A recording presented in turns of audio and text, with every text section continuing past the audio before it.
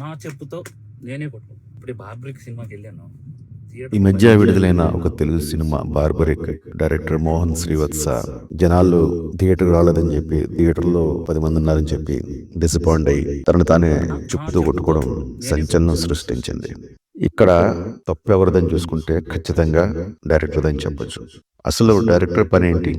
సినిమాని డైరెక్ట్ చేయడం అంటే అదొక క్రియేటివ్ జాబ్ అది. సో దాన్ని థియేటర్లకు ఎలా తీసుకెళ్ళాలి, ఎలా మార్కెటింగ్ చేయాలని ఒక ప్రత్యేకమైన యంత్రాంగం ఉంటుంది. డిస్ట్రిబ్యూటర్స్ ఉంటారు, ఎగ్జిబిటర్స్ ఉంటారు, నిర్మాత ఉంటాడు. దానికి ప్రత్యేకమైన యంత్రాంగం ఉంటుంది. డైరెక్టర్ ఏంటంటే తన సినిమాని ఎంత బాగా తీయాలి అన్న దాని మీద దృష్టి పెట్టాలి. ఎందుకంటే డైరెక్టర్ 24 క్రాఫ్ట్స్ అతను హ్యాండిల్ చేయాలి సమర్థవంతంగా. అంతటి నుంచి మంచి పని రాబట్టుకోవాలి. కానీ విచిత్రంగా తన సినిమా చూడట్లేదని చెప్పి డైరెక్టర్ డిసప్పాయింట్ అవడం అనేది ఖచ్చితంగా అతని యొక్క అవగాహన రాహిత్యాన్ని తెలియజేస్తుందని చెప్పొచ్చు. ఎందుకంటే ఇప్పుడున్న పరిస్థితి వేరు, ఒకప్పుడు పరిస్థితి వేరు. ఇప్పుడు ప్రజలకి చాలా చాయిస్ ఉన్నాయి, అంటే ఎంటర్టైన్మెంట్ చాయిస్. అప్పట్లాగా సినిమా ఒక్కటే లేదు. అప్పుడు సినిమా ఒకటి ఉండేది ఎంటర్టైన్మెంట్. అందరూ దృష్టి థియేటర్స్ పైన ఉండేవి. ఎందుకంటే వాళ్ళకి వేరే ప్రత్యామ్నాయం ఉండేది కాదు. టీవీలు ఉండేవి కావు, మొబైల్స్ ఉండేవి కావు, ఇంటర్నెట్ ఉండేది కాదు. ఎక్కడ వాళ్ళకి సినిమా చూసే అవకాశం వేరే చోటు ఉండేది కాదు. చచ్చినట్టు థియేటర్కి వెళ్ళేవారు. సో ఇప్పుడు అలా లేదు పరిస్థితి. చేతిలోనే మొత్తం entertainment. Instagram, Facebook, Twitter, YouTube, ఇలాగా వాళ్ళకి ఎన్నో ఆల్టర్నేట్స్ ఉన్నాయి. మరి ఈ పరిస్థితుల్లో మనం ఎంత గొప్ప సినిమా తీసామని చెప్పి థియేటర్ పరిగెట్టుకు చూసే అవకాశం లేదు. ఎంత గొప్ప సినిమా తీసినా సరే అది ప్రేక్షకులకు చేరడానికి కొంత సమయం పడుతుంది ఇప్పుడున్న పరిస్థితుల్లో. ఇది ఫస్ట్ మనం అర్థం చేసుకోవాలి. ఇంకో విషయం ఏంటంటే మనం తీసేవి శంకరాభరణం అంత కళాఖండాలు అయితే కాదు కదా. శంకరాభరణం అప్పట్లోనే ఎక్స్పెరిమెంటల్ ప్రాజెక్ట్. అంటే ఒక టెంప్లెట్ మూవీస్ వస్తున్న సమయంలో, అంటే రాఘవేంద్ర గారి టెంప్లెట్ మూవీస్ ఏవైతే ఉంటాయో, యాక్షన్ మూవీస్, పాటలు, ఫైట్లు, ఎంటర్టైన్మెంట్, ఇలా కథ పెద్దగా ఉండదు, సాధారణ అభిమానికి ఏం కావాలో అవన్నీ మిళితం చేసి సినిమాలు తీసేవారు. ఇలాంటి పరిస్థితుల్లో ఎటువంటి ఈ కమర్షియల్ ఎలిమెంట్స్ లేకుండా కేవలం శాస్త్రీయ సంగీత ప్రధానంగా అసలు హీరో అంటే లేకుండా ఒక ముసలాయిని హీరోగా పెట్టి శంకరాభరణం తీయడం అనేది అత్యంత సాహసోపేతమైన చర్య.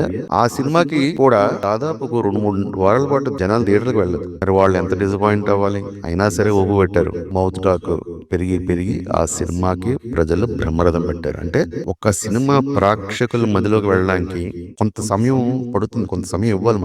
అలా ఇవ్వకుండా మొదటి రోజున ఇప్పుడున్న పరిస్థితుల్లో వెళ్ళిపోయి నా సినిమాకి జనాలు పరిగెట్టుకుంటూ తండోపతండాలుగా వచ్చేస్తారంటే మన క్రౌడ్ బిల్డర్స్ ఎవరు ఉంటారు? స్టార్ హీరోకి అయితే ఫ్యాన్స్ ఉంటారు.